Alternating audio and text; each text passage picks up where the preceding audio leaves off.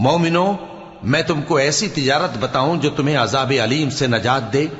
وہ یہ کہ اللہ پر اور اس کے رسول صلی اللہ علیہ وآلہ وسلم پر ایمان لاؤ اور اللہ کی راہ میں اپنے مال اور جان سے جہاد کرو۔ اگر سمجھو تو یہ تمہارے حق میں بہتر ہے۔ وہ تمہارے گناہ بخش دے گا اور تم کو جنت کے باغوں میں جن کے نیچے نہریں بہ رہی ہیں اور پاکیزہ مکانات میں جو ہمیشہ کی بہشت میں ہیں داخل کرے گا۔ یہی بڑی کامیابی ہے۔ اور ایک اور چیز جس کو تم بہت چاہتے ہو، یعنی تمہیں اللہ کی طرف سے غلبہ نصیب ہوگا اور فتح عنقریب ہوگی، اور مومنوں کو اس کی خوشخبری سنا دو۔ مومنوں، اللہ کے مددگار ہو جاؤ، جیسے عیسیٰ ابن مریم نے حواریوں سے کہا تھا کہ بھلا کون ہیں جو اللہ کی طرف بلانے میں میرے مددگار ہوں؟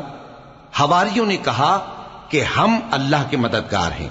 سو بنی اسرائیل میں سے ایک گروہ تو ایمان لے آیا،